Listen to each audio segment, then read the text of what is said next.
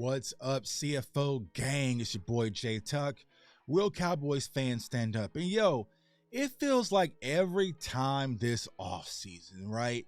We get these people, and y'all see them. Y'all Cowboys fans, y'all see them frequently. Because we signed Dak Prescott to this $40 million deal. He's going to be making $40 million. We can't sign any players in the offseason because Dak Prescott is making $40 million.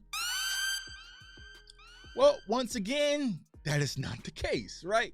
Dak Prescott has agreed. And I want to say that term so a lot of people really understand it. Agreed. So when I say Dak Prescott agreed, that means Dak Prescott and Todd France didn't have to. But once again, Dak Prescott is doing what is best to benefit the team. So he agreed to restructure his contract and also did Zach Martin as well. So it looks like as of right now, things currently stand, the Dallas Cowboys have about $30 million in cap space, which will allow them to sign some of their current players that they already have on the free agency market, but also maybe some outside players as well, which we'll definitely talk about on this channel. Now, there also is a conversation about Tyron Smith. When it comes to Stephen Jones, it looks like the future of Tyron Smith, they're still positive, right? They're thinking that Tyron Smith still has a lot of football left to be played. So there could be a possibility where they extend Tyron Smith as well. So it kind of lets you know, all right, so maybe that kind of, give us a little draft nuggets. We love draft nuggets. Maybe they are viewing Tyler Smith really as the left guard, and they're going to move forward with Tyron Smith. So it's definitely something to keep our eye on. But when it comes to the Dak Prescott contract specifically, even though he is restructuring his contract, right, there's still the opportunity to extend. Now, for a lot of people that really don't understand how things work, right, when it comes to restructuring, it's just basically taking some money off the top and just kind of moving this current contract down the line, thinning things out, right?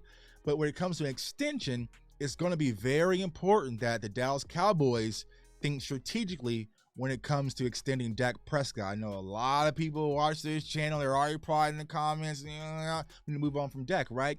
But the price is going up.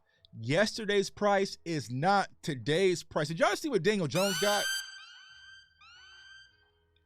Did y'all just not see what Danny Dimes got? Right? The price is going up. You got Jalen Hurts coming up. You got Lamar Jackson trying to figure out his situation. So the longer that you be goofy with these contracts, the more costly it can get. So it's going to be interesting to see how does the Dallas Cowboys handle Dak Prescott. Now, Dak Prescott was asked a few days ago about his thoughts on an extension, right? And Dak, Dak is, very, very, very, cool, calm, and collected. He's like, listen, man, I like to be in Dallas. I want to end my career in Dallas. I feel like I can win here in Dallas, right? But my agent will talk to Steven.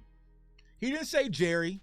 He said Stephen Jones. So for a lot of people, they still think that Jerry Jones is the end all be all when it comes to this Dallas Cowboys franchise. Nah, that's no longer the case, y'all. This is a Stephen Jones ran organization, unfortunately, right? Jerry's just sitting there on the controller, but his controller ain't plugged in. He feels like he's playing, right? But he ain't plugged in. For those who have little brothers, you used to think they were playing, unplug the controller, you really playing by yourself, but that's Jerry Jones right now. He ain't really playing. It's Stephen Jones in full control. So Dak Prescott said that his agent will talk to Stephen, and he's confident things are going to get worked out. But the Dallas Cowboys have a lot of interesting options to pursue this free agency season, and hopefully they'll be a little bit more aggressive than they have in the past. Now, from kind of rumors I've been hearing in house, and some of my friends have been hearing in house, there's something big right now. Me personally, I'm not buying into big. Like for me, big is DeAndre Hopkins, big is Jalen Ramsey, right? OBJ, that's medium size. That's medium size. Like that. That's medium size, right? DeAndre, that's big. That's big. I would say I would probably put Bobby Wagner in that big as well. Jalen Ramsey in that big as well. Adam Thielen, OBJ, that's down here, right? So you never know when it comes to the Dallas Cowboys, but I feel like they will be more aggressive because one, they saw what Philly did last year, right? And this NFC East is starting to tighten up. But let's talk about Philly for a second. Now, y'all know I really don't do a lot of Eagles content when, unless we're playing them that week, right? Or unless they're firing shots our way. So I really don't talk about them. But there's a situation, I had a conversation on Twitter that Darius Slay, big play Slay, wants to be traded. He wants out. And the Eagles gave him permission. Ooh, wait, what is going on here? What is going on? I mean, just a few weeks they were in the Super Bowl and beating on the chest like gorillas, and now it's almost 13 defensive players out on the open market. You lose a defensive coordinator.